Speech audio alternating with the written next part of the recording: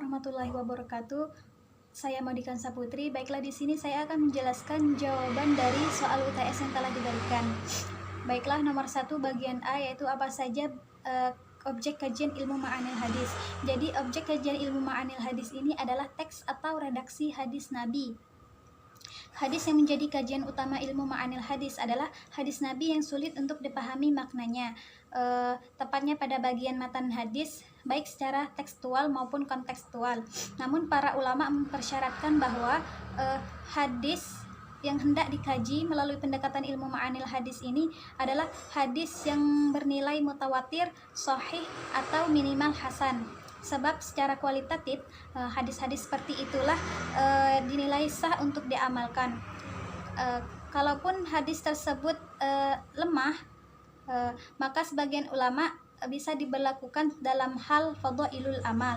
Kemudian jawaban untuk bagian B yaitu bagian kedua, faktor pendukung dari ilmu ma'anil hadis ini adalah seperti ilmu asbabul wurud, kemudian ilmu tawarikhul mutun, kemudian ilmu lughah, dan yang terakhir hermeneutik. Kemudian nomor 2 yaitu dalam ilmu ilal al-hadis sebutkan penyakit apa yang menyebabkan hadis tersebut tidak bisa menjadi sahih. Jadi penyakit tersebut seperti mewasolkan hadis yang mengkotok, memarfukan hadis yang mauquf, dan kemudian memasukkan suatu hadis ke hadis yang lain. Kemudian nomor 3 yaitu saya akan menjelaskan apa itu mukhtaliful hadis dan bagaimana cara menyelesaikan hadis yang kontradiktif beserta contohnya. Baiklah, secara bahasa, kata mukhtaliful adalah isim fa'il yang artinya berselisih atau bertentangan. Adapun menurut istilah, mukhtaliful hadis ialah hadis yang sekilas tampaknya bertentangan dengan hadis lain. Menurut definisi lain menyebutkan bahwa mukhtaliful hadis ialah hadis yang diterima namun pada zahirnya tampak bertentangan dengan hadis makbul lainnya dalam maknanya, akan tetapi memungkinkan untuk dikompromikan antara keduanya. Kemudian menurut Imam Syafi'i, mukhtaliful hadis ialah hadis yang tidak dapat diselesaikan kecuali dengan menggugurkan salah satu antara keduanya, yaitu seperti bila mana terdapat dua hadis yang nampak saling bertentangan dalam suatu masalah, satu menghalalkan dan satu laginya mengharamkan. Kemudian para ulama menyebutkan ada 3 syarat yang dapat dikategorikan sebagai hadis mukhtalif. Yang pertama yaitu tampak bertentangan dengan hadis lain secara lahiriah, kemudian hadis bersifat makbul, kemudian hadis dapat dikompromikan atau ditarjih. Untuk menyelesaikan hadis-hadis yang kontradiktif ada 4 cara, yaitu yang pertama ajam wa tafiq, yaitu dengan cara dikompromikan. Nah, cara ini dilakukan jika salah satu hadis tersebut bersifat khusus. Nah, hadis yang bersifat khusus tersebut mengkhususkan hadis yang umum. Cara lainnya adalah menakwilkan salah satu hadis yang berlawanan dengan syara, sedangkan hadis lainnya sesuai dengan syara.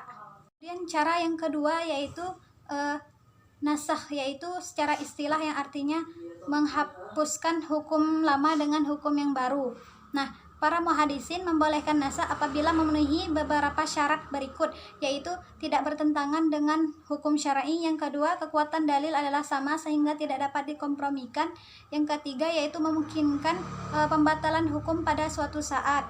Ketiga yaitu dengan tarjih, yaitu pengunggulan. Nah, jika salah satu hadis bertentangan dan tidak diketahui apakah datang lebih dahulu atau belakangan, maka bisa dilihat dari ketiga tarjih ini, yaitu tarjih dilihat dari segi sanad, tarjih dilihat dari segi matan, dan tarjih dilihat dari segi penguat lainnya.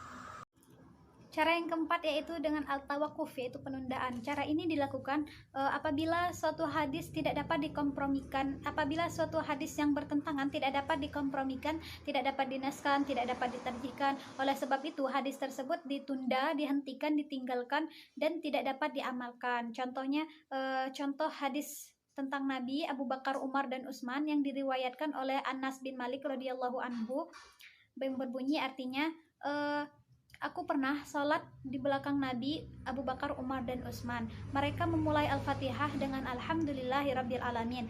Mereka tidak menyebutkan Bismillahirrahmanirrahim, baik pada awal bacaan maupun akhir bacaan. Adapun hadis yang kedua yaitu mereka tidak mengeraskan bacaan basmalah dalam Al-Fatihah.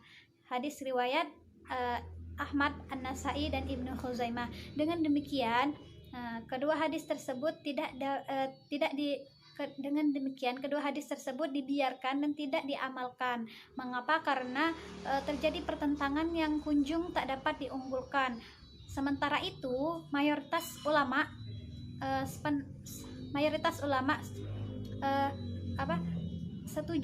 sepakat bahwa bacaan basmalah merupakan bagian dari Al-Fatihah. Hanya permasalahannya apakah dibaca dengan jahar, suara keras, ataupun dengan sir, bersuara pelan.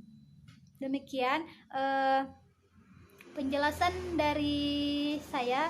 Apabila ada kata-kata yang salah, saya mohon maaf. Kepada Allah saya mohon ampun. Syukron kasiron. Wassalamualaikum warahmatullahi wabarakatuh.